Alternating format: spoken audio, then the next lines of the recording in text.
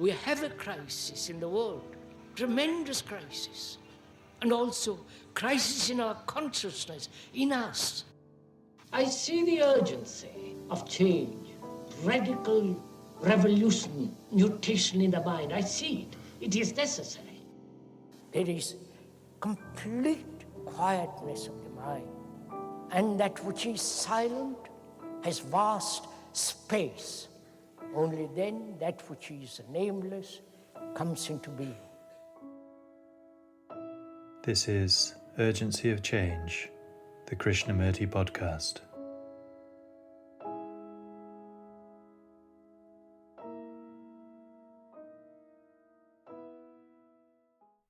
I hope to be. I hope to become. I hope to achieve. I hope to fulfil. I hope to reach heaven or enlightenment. All this psychologically demands time. Hello and welcome to episode 149 of Urgency of Change. Season 3 of the Krishnamurti podcast continues with the format of carefully chosen extracts from philosophers' talks. Each weekly episode focuses on a theme explored by Krishnamurti, and the aim is to represent his different approaches to these universal topics. This week's theme is hope. Upcoming themes are systems and methods, Krishnamurti schools, and doubt. This is a podcast from Krishnamurti Foundation Trust. Please visit our website at kfoundation.org, where you can find a growing collection of in-depth articles on Krishnamurti's teachings, along with key topics and a wide selection of quotes. Our online store stocks all available Krishnamurti books and ships worldwide. You can also find our daily quotes and videos on Instagram and Facebook at Krishnamurti Foundation Trust. If you enjoy the podcast, please leave a review or rating on your podcast app, which helps our visibility. This week's theme on hope has 4 sections. This first extract is from Krishnamurti's third talk in Ojai 1973, titled, Is Hope a Reaction to Despair? Why do we have hope and belief?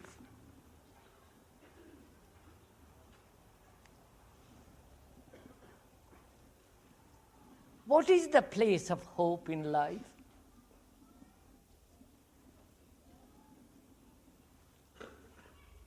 If you had no despair, would you have hope?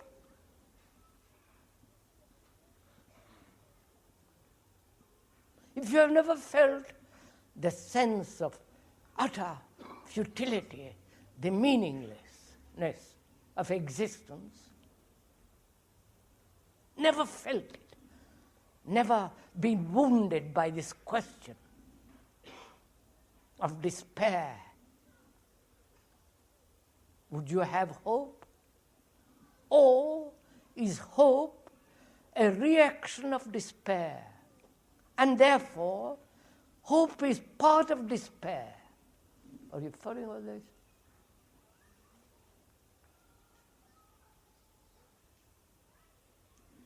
When there is despair,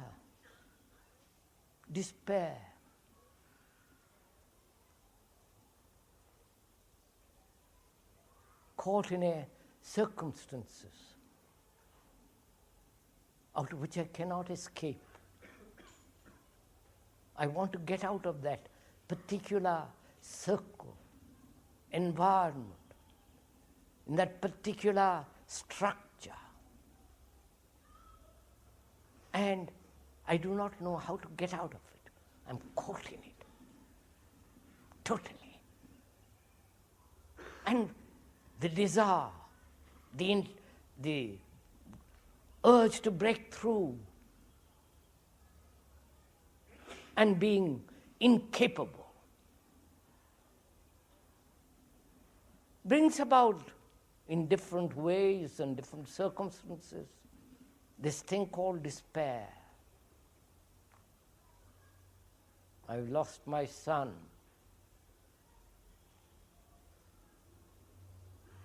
The utter loneliness.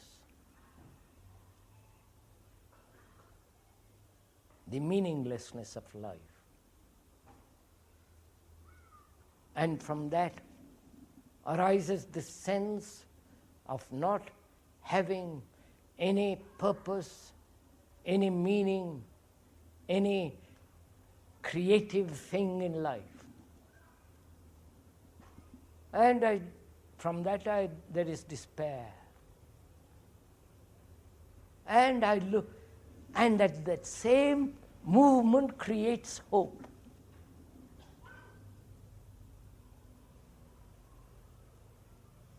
Now, is it possible to be free of despair?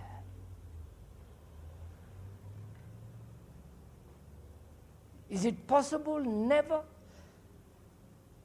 to come upon such a thing and therefore free from both despair and hope?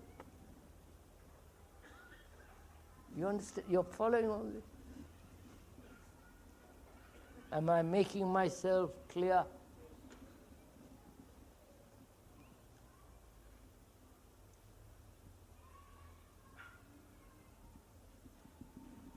You see, thought by which we live, unfortunately, thought is never new, is never free. And thought has created this prison. Not only in the field of knowledge, but also this prison of the me and not being able to get out of that me. So, thought, which has made the me the center of the universe, sees the futility of itself and is incapable of going beyond it. Which is, thought wants to go beyond it, beyond the thing which it has built. Please do see this. It is thought that has made the me, the ego, which has become the prison, with all its turmoil, anxiety, fear, jealousy, and so on. And thought says, I must go beyond it. And it can invent, contrive, suppose, imagine, all that, but it knows basically the falseness of it. The more sensitive, the more alive, the more it has integrity, it sees the falseness of it. And therefore, out of that comes despair of another kind. So, thought, being incapable of escaping from what it has created, then begins to have hope in something which it has projected. So, thought is creating all this.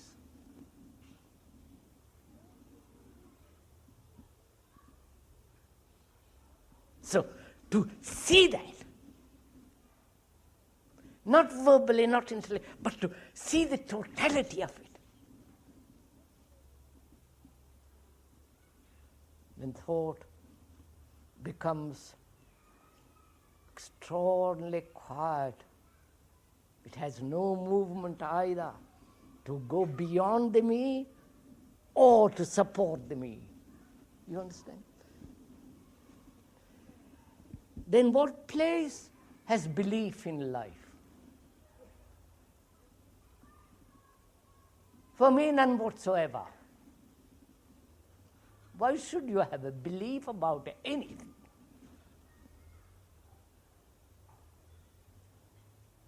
Which doesn't mean that you have become callous, indifferent, brutal, and all the rest of it. Why should they have belief about what? Belief about my neighbor? Belief about myself? Belief in the politicians, which is the last thing you can ever have. Belief in God. Belief in your guru that he has attained enlightenment. How do you know he has attained enlightenment?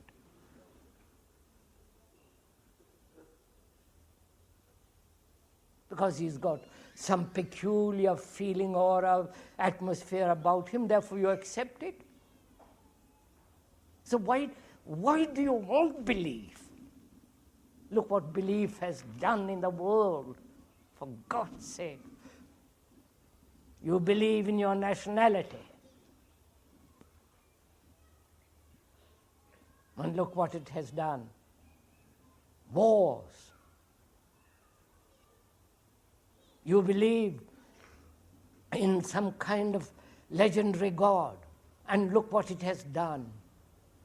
The religious wars, the sectarian conflicts. This group which believes in that and fights for it, wanting you to join it. You know, the game that goes on.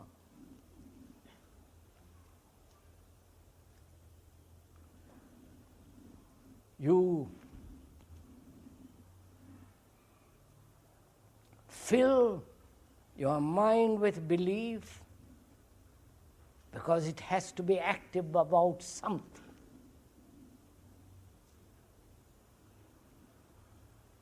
Whether that activity is concerned with drugs, drink, sex, or with inquiry into new consciousness and superconsciousness, are exactly the same. If you are occupied with your kitchen or with God, it's exactly the same. Because what matters is occupation, restlessness. You cannot have a mind that is completely quiet, full. There is fullness only when there is complete emptiness. You won't understand all that. So what need there be for belief?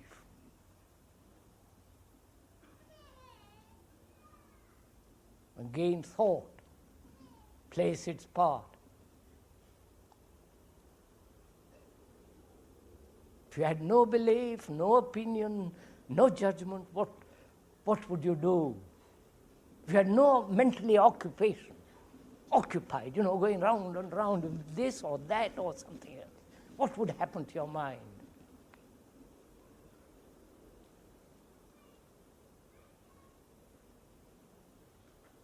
This occupation with belief, with non-belief,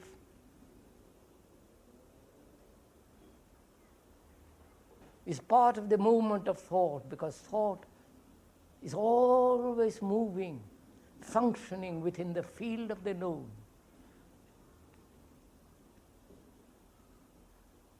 And in that there is no escape. The known is the prison. And from there, to inquire into the unknown is the despair. But to know exactly the function of thought and the freedom from thought, so that there is complete harmony. In that there is neither despair, hope, nor belief.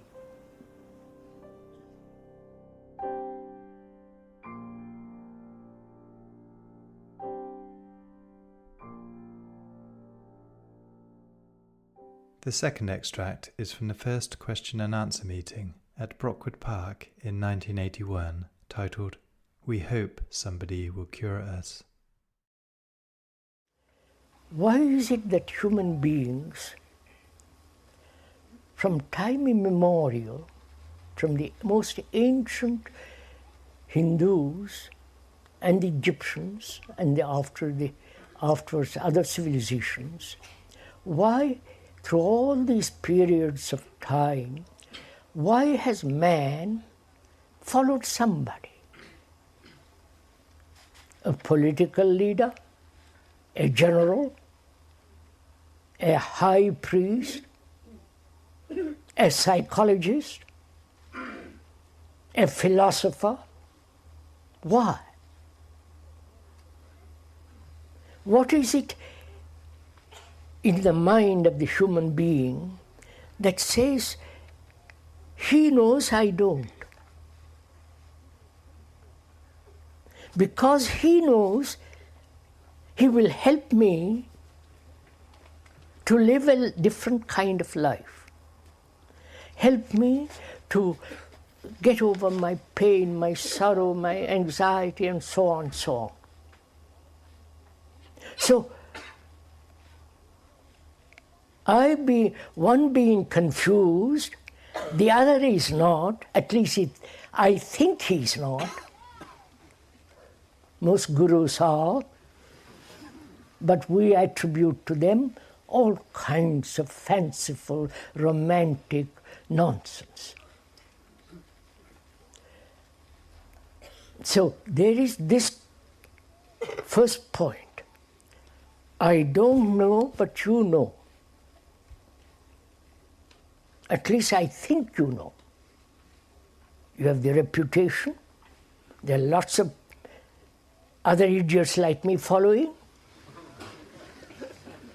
And the greater the following, the more I feel it's accurate, because so many people believe in that kind of stuff, and I follow.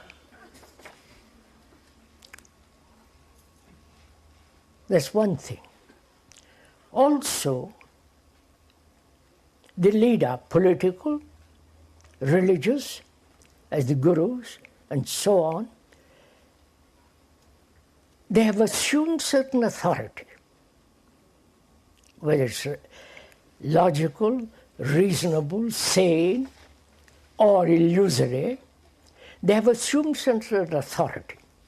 They have received from the guru, superior guru,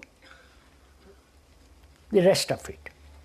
Apostolic succession, and also the similar thing in Sanskrit in India.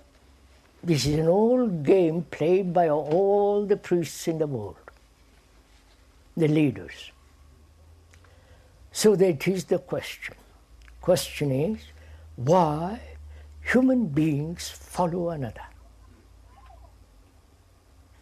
Let's inquire into it.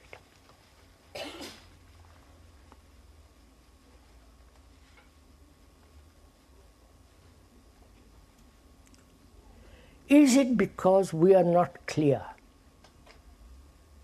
We are confused. And I am confused. Suppose I am confused and I choose you as my leader. I choose out of my confusion, not out of my clarity.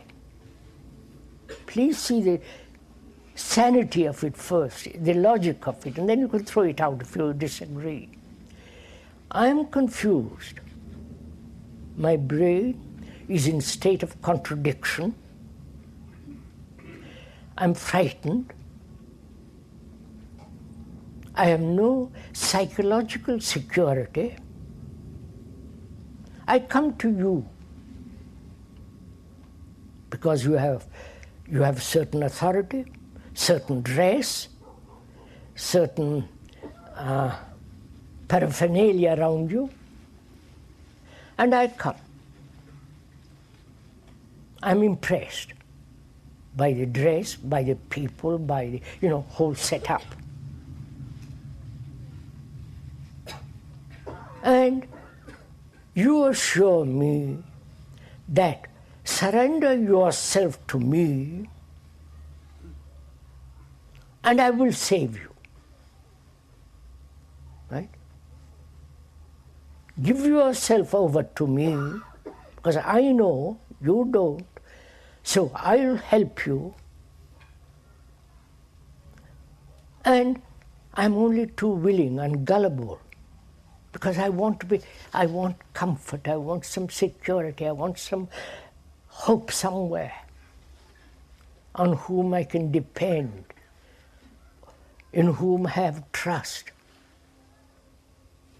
whom I know, or perhaps I think I know, that he will guide me, help me. And he is only too willing to help me. It begins very gently.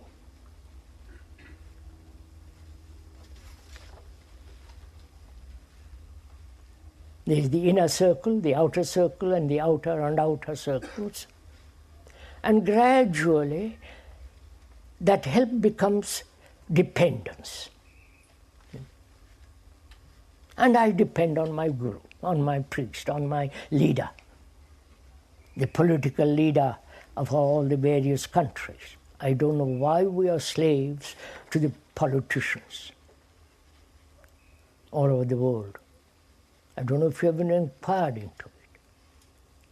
We have elected them, or they have assumed power in the totalitarian states, and they put their thumb on you, and for the rest of your life you are stuck.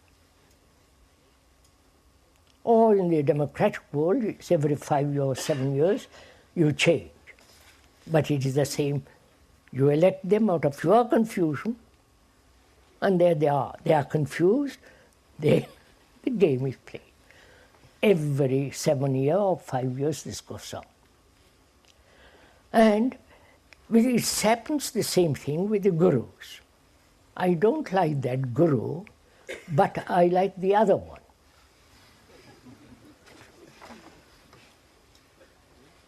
He's more indulgent. He allows me to do what I like.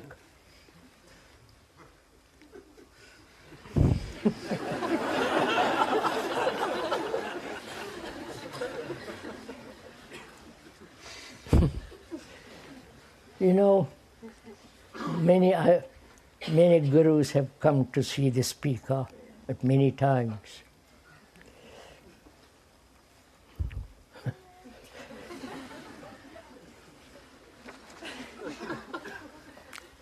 The funniest one of them was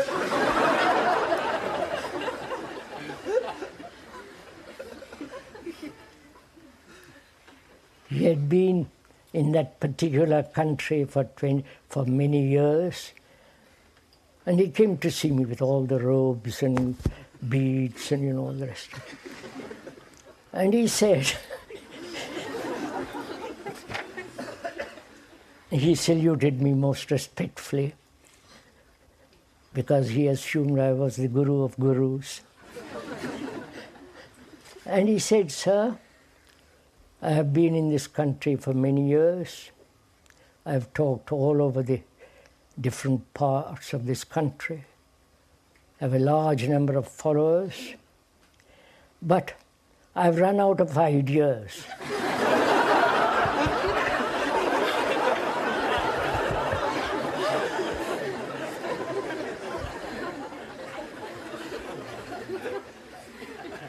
So I've come to you, and so please give me some ideas.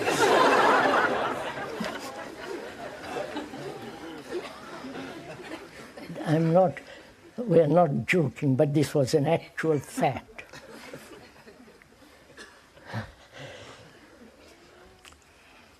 You see, when we have really understood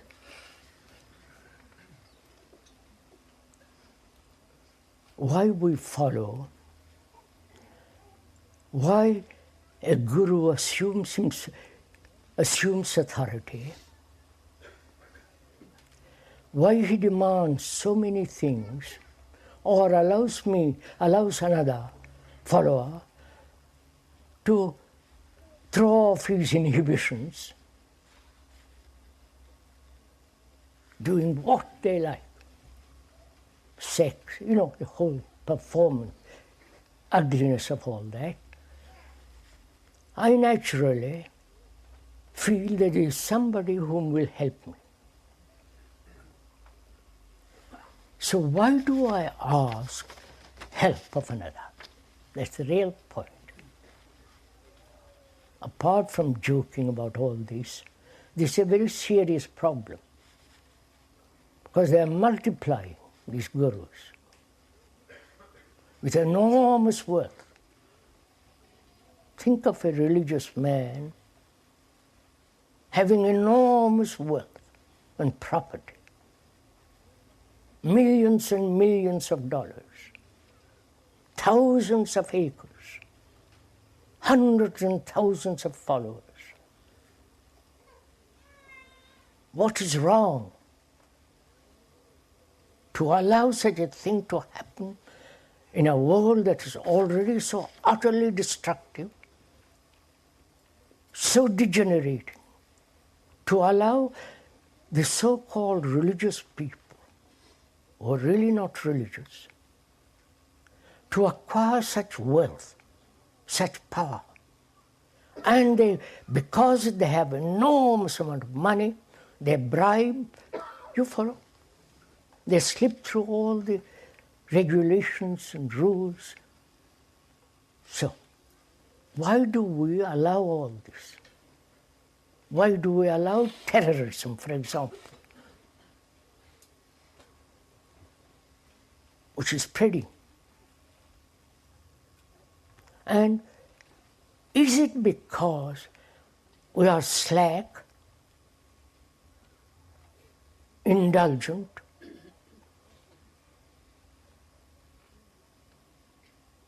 what does it matter? Indifference? Or do we really want to find somebody to help you? Some honest man, not a guru. They merely repeat over and over. You've seen all this. Luke says, I'm not attacking anybody personally. I hope, please, I wouldn't do that. But I have, during all these over 60 years, I've watched this. One cult after another, one guru after another. More and more wealth accumulated. Private planes, and they're all religious people. So the world has gone mad. And we are helping these people to go still madder. So we come back to this question. Why do I want help from another? If I am physically sick, I go to a doctor.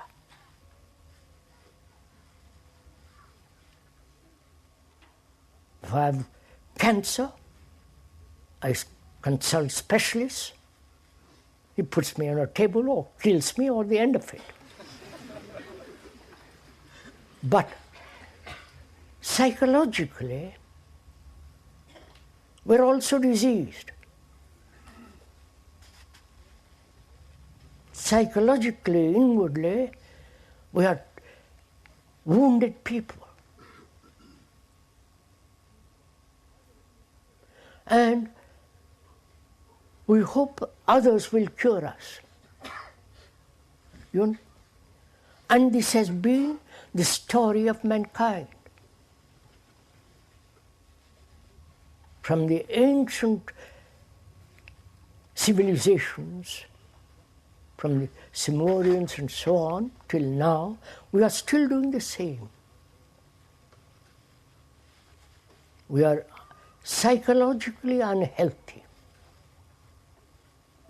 And we are depending on another to cure us.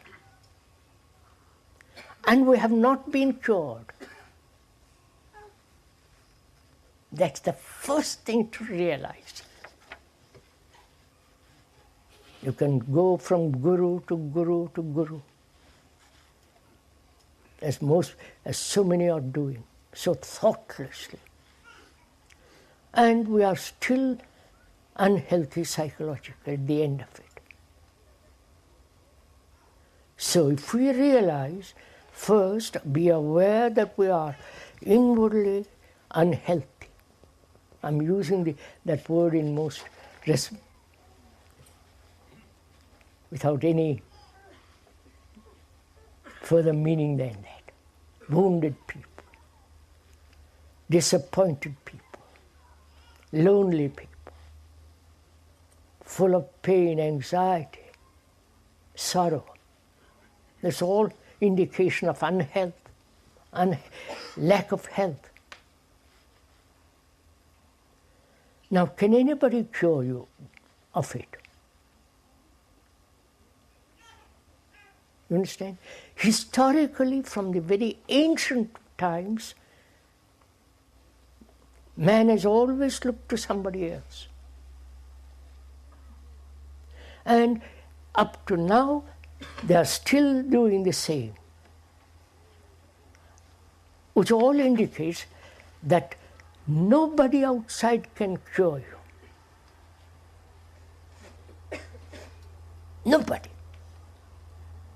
Your saviors, the Buddhists with their Buddha, and the Hindus with their and so on.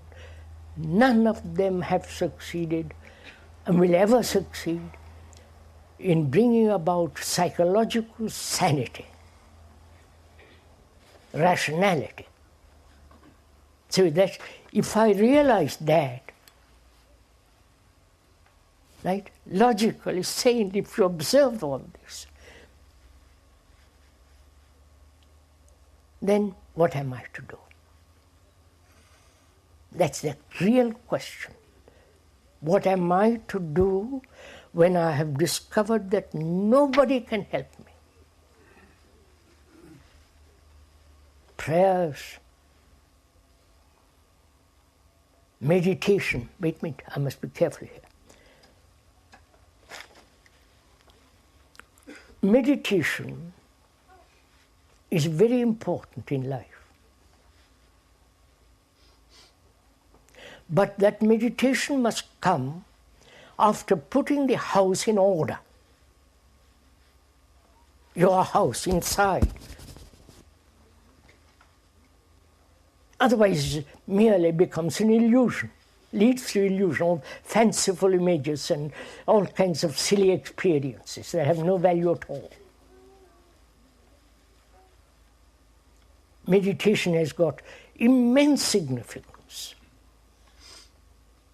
when the house is in complete order. But we have turned it the other way around. We meditate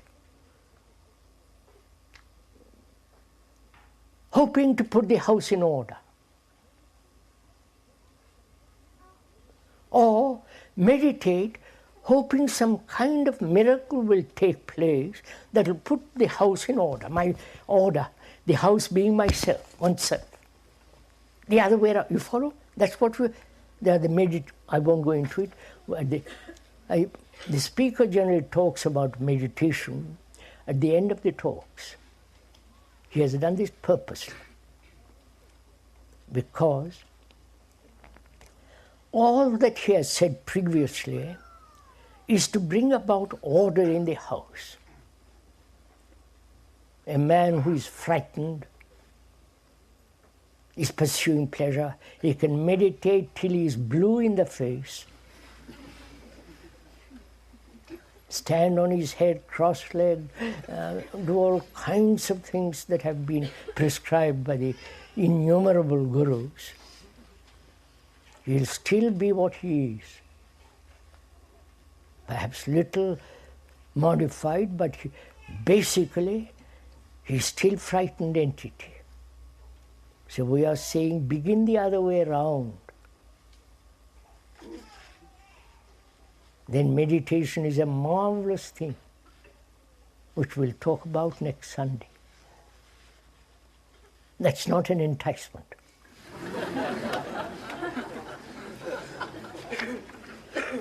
So, if I cannot depend on anybody to heal my wounds, my state of psychological health, I have to look to myself. I cannot depend on anybody. Right? Or when I say that, am I frightened? please inquire with me into this question. When I say to myself, I must stand alone, nobody can help me. Because I have realized, I've been through various gurus, studied, prayed, meditated. At the end of it all, I am what I have been when I started. So, logically, sanely, I observe that nobody can help me. It is not that I become cynical. It's a fact. And am I willing to stand alone?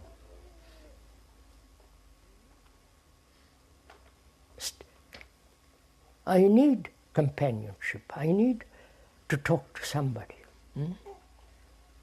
But they're not going to become my gurus. They'll be my friends, but I'll talk about it.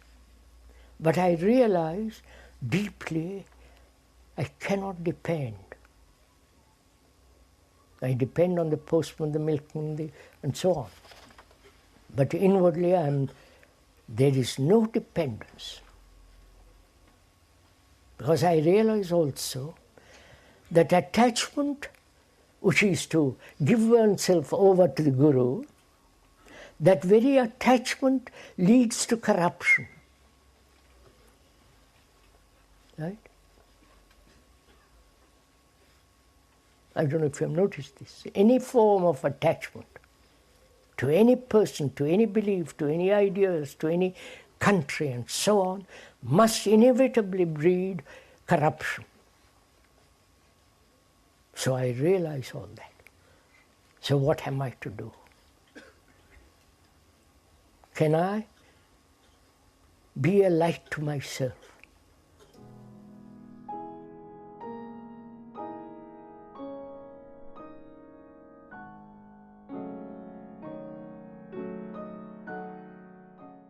The third extract is from Krishnamurti's second talk in Ojai, 1983, titled Hope Implies Time. Time exists not only physically, but psychologically. Time to learn a language, time is necessary to go from here to your home. Time by the watch, time by the sun, rising and setting, the darkness of night and the light of day. There's physical time. To put together a computer needs time. You'll understand that better, because you're all mechanically minded.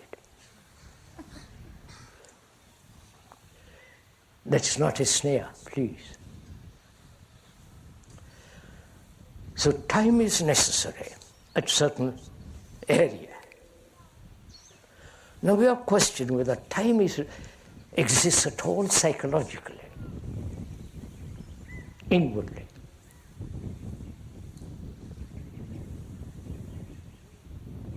That is, the word hope. Don't be depressed by all this. Just look at it. The word hope implies time. I hope to be. I hope to become. I hope to achieve. I hope to fulfill. I hope to reach heaven, enlightenment. All that psychologically demands time. We are saying time in one direction one area is necessary. Whether this psychological time may be a total illusion.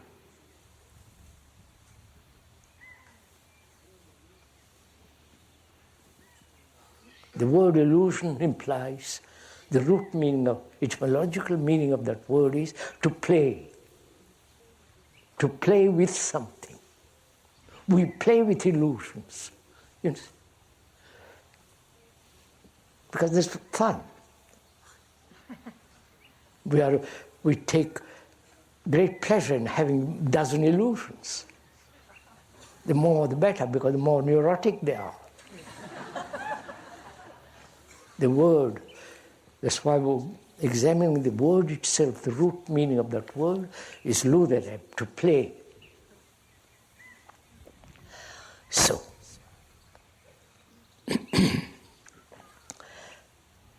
is there psychologically tomorrow? Go look at it, don't deny it, don't get, I'm asking my friend, don't get upset about it. Don't throw up your hands and buzz off. Look at it, watch it. Don't deny it or accept it. And you might deny it because you are conditioned. And being conditioned, you might say that I can't live with the idea of not having hope.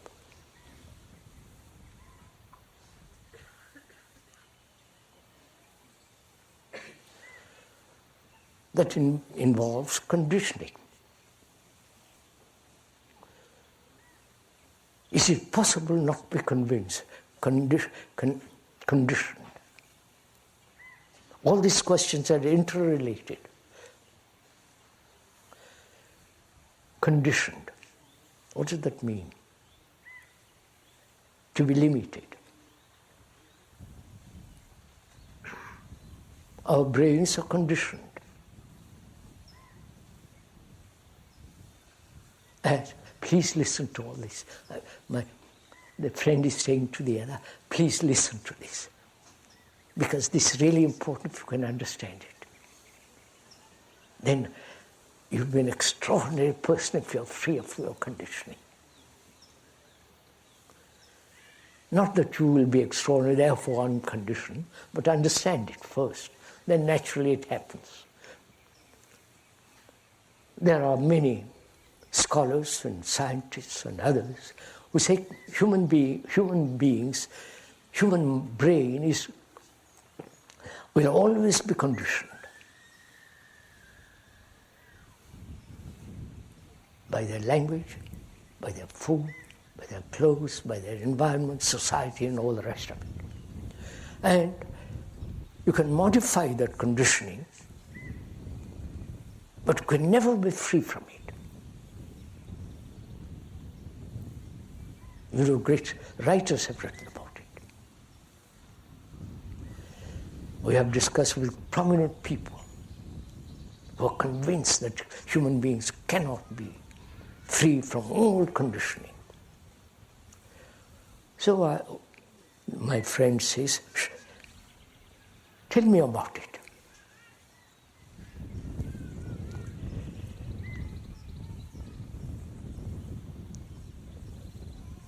Is it possible not to be conditioned?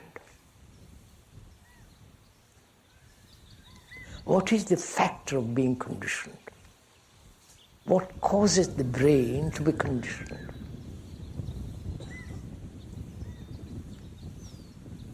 First of all, it's conditioned. There's the demand for security. We're not advocating insecurity. Just listen to the whole story of it. We want security. Both physically, which is natural. Food, clothes, and shelter. That's natural.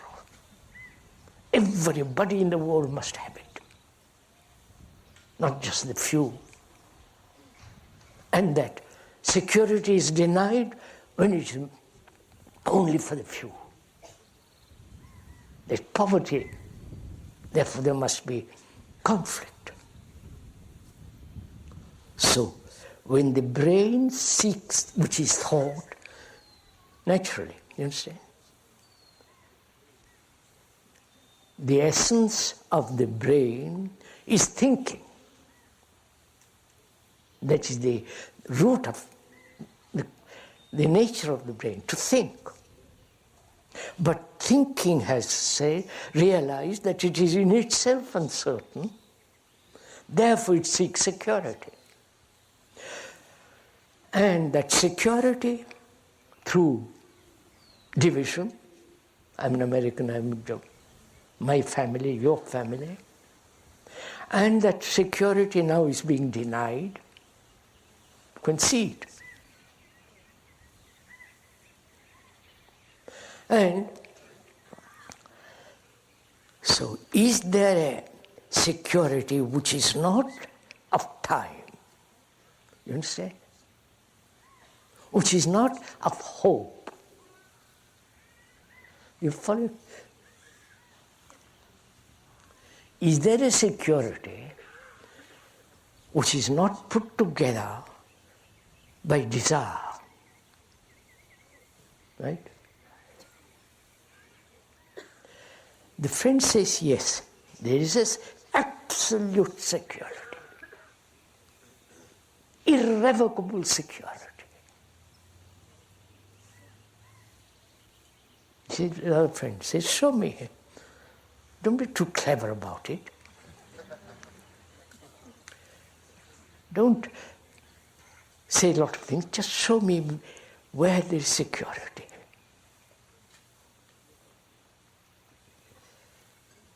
But the other says, you don't be so impatient. Look at it very carefully. That we need security. Physical security.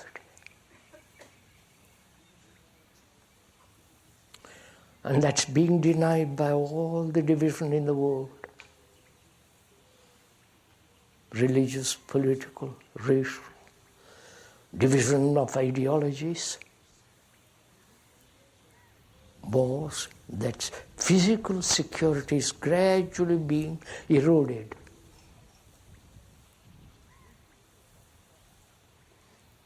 So do something about that. So don't, the desire to find security inwardly as separate human being is causing that. I hope you're following with me. So find out if there is security inwardly. There is no security in attachment. Right? Attachment to my wife, to my friend, to my girl, to my man, or to attachment to an idea, to a concept, to an image. There's no security, right? In those. When you say, I agree with you, there's no security in that, what happens? Before, you have not examined this. You've just attached. But now, by examining it, your whole, there's been a radical change. You're following this? The brain has been conditioned by attachment. There in that attachment, it sought security. To my wife, to my job, to an ideal, to some God. So, discovering that there is no security in any of that, what has happened to the brain? Please follow, watch this carefully. What has happened to your brain, which has traditionally conditioned to be attached, hoping to find security in all this, and suddenly discovers there is no security in all this. What's happened to the brain? You follow this? There has been a total change.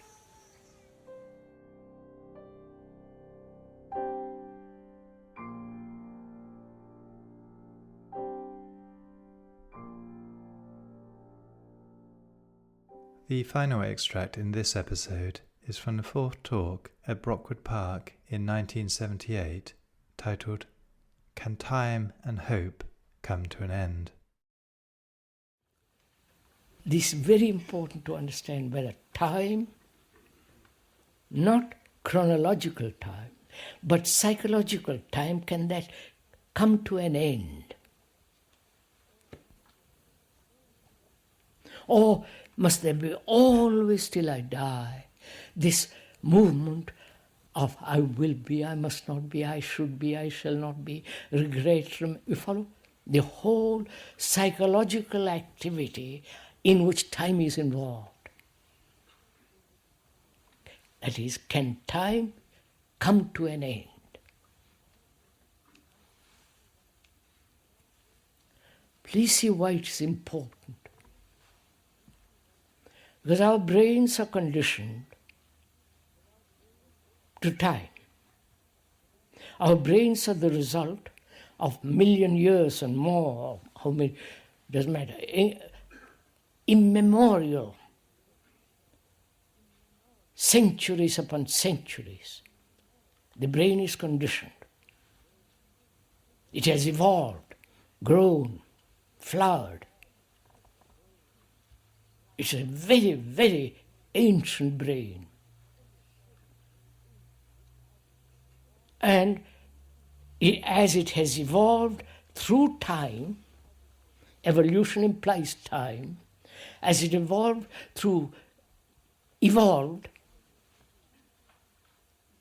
it functions in time.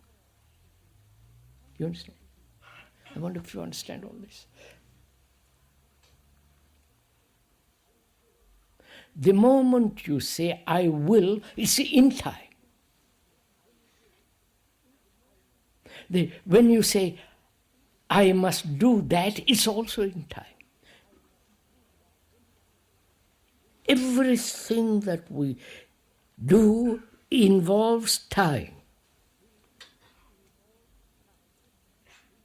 And our brains are conditioned to not only chronological time, sun rising, sun setting, but also to the psychological time.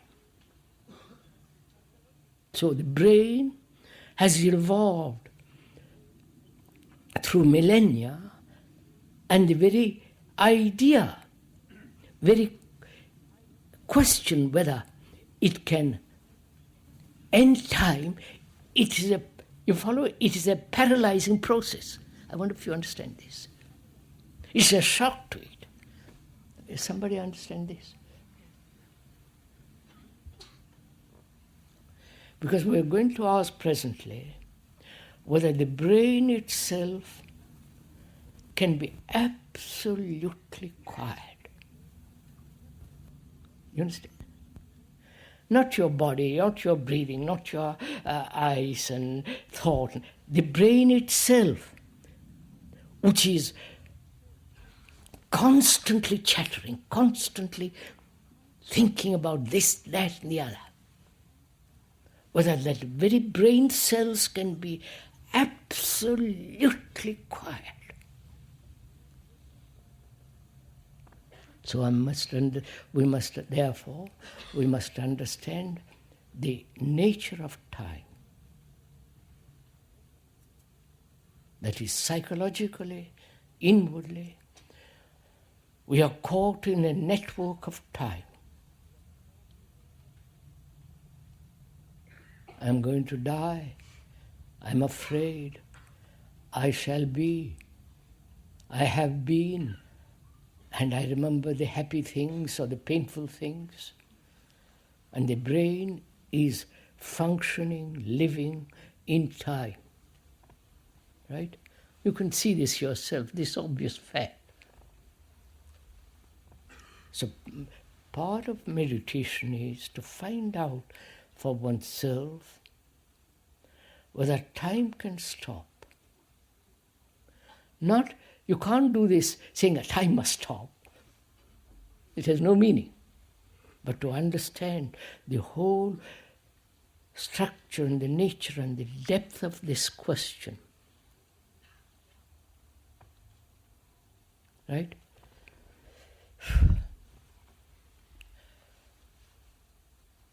That means, is it possible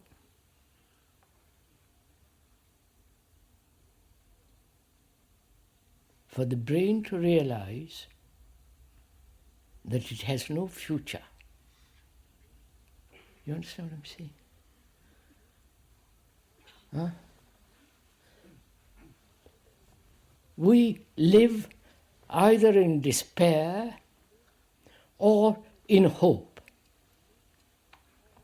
Right? Don't you? Hope is part of time. I am miserable, unhappy, uncertain. I hope to be happy. You understand? Part of time is this destructive nature of hope.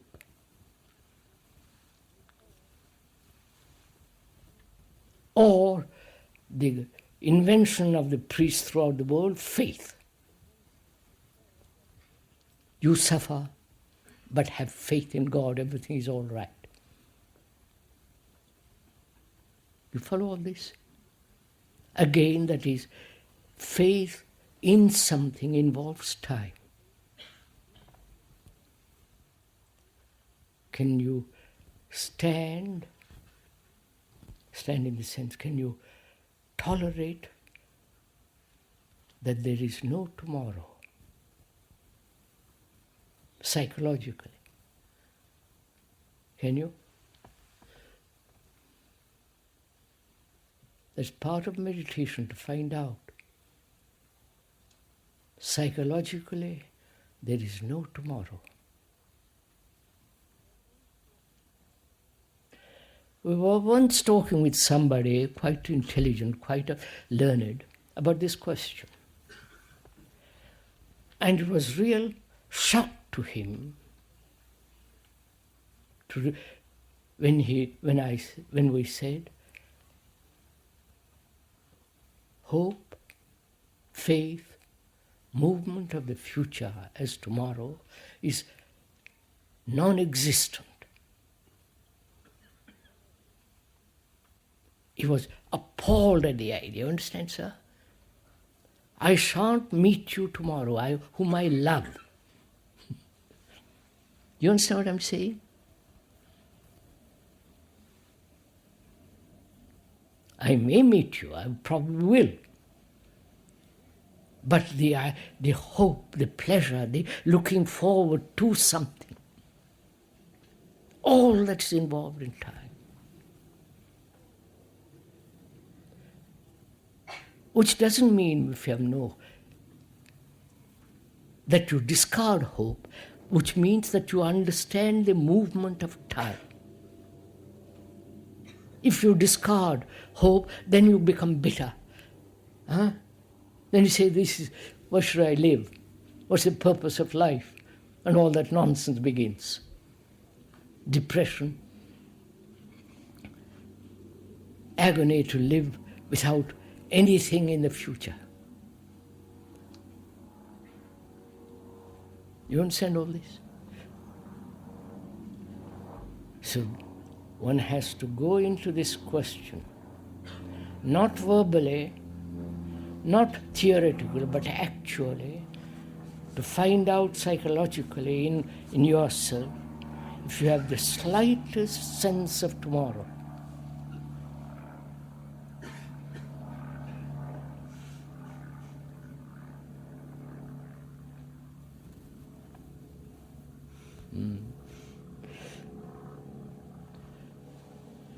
The next question in meditation is,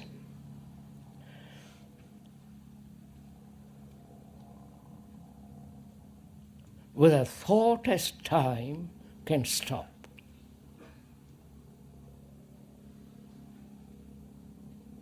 Thought, as we talked about a great deal about it, is important.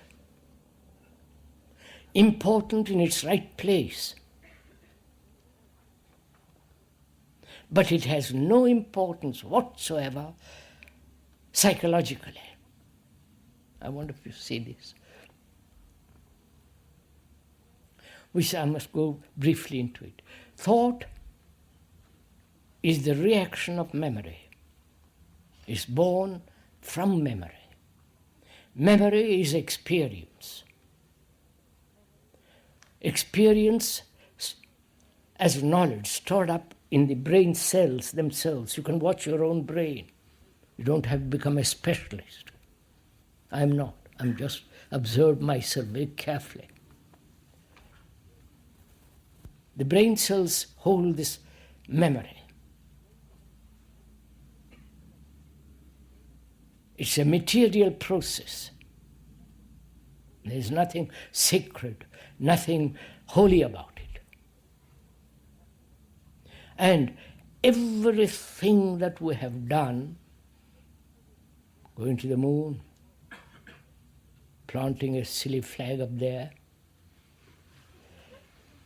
going down to the depths of the sea and living there, thought has created all this, the immense, complicated technology and its machinery. Thought has been responsible for all this. Thought has been also responsible for all wars. Right?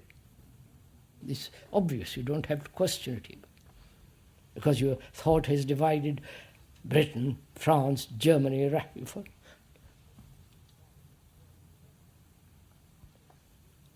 And thought has created the psychological structure as the me. Right? That me is not holy, something divine. It is just thought putting together the anxieties, the fears, the pleasures, the sorrow, the pain, the attachments, the fear of death. It has put all this together, which is the me. It is this me with its consciousness. Right? I wonder. May we proceed from there? You're following all this? This is me, this consciousness. This consciousness is what it contains. Consciousness, your consciousness, is what you are. It's your anxieties, your fears, your struggles, your wounds, your psychological despairs, pleasure, and so on. The content of your consciousness is its content, right? Again, there's nothing to be argued, made difficult. It's simple. And that is the result of time, right? I've been hurt yesterday, psychologically. You said something brutal to me. It has wounded me and is part of my consciousness. I've had pleasure as part of, and so on. So consciousness is involved in time. When we say, can time end, it implies the total emptying of this consciousness with its content. Doesn't it? It implies that. Whether you can do it or not, that's a different matter. But it implies that when we are inquiring into time, whether the innumerable layers of this consciousness sensation, desire, and all, layer after layer, the whole structure of it. Whether that consciousness, which is the result of time, yesterday I was hurt, and so on, whether that consciousness can empty itself completely, therefore time psychologically ends. I'm putting first this question for you to look at. Then we can ask, is it possible? Do you understand my question? You're aware of your consciousness, aren't you? You know what you are, if you've gone into it sufficiently. At least for the last week you might have done it somewhat. But if you've gone into it, you will see all this travail, all this struggle, all the misery, uncertainty is part of you, part of this consciousness. Your ambitions, your greed, your aggressiveness, your anger, your bitterness, all that is part of this consciousness, which is the accumulation from 1,000 yesterdays to today. And we're asking whether that consciousness, which is the result of time, psychological as well as physiological, can empty itself so that time has come to an end.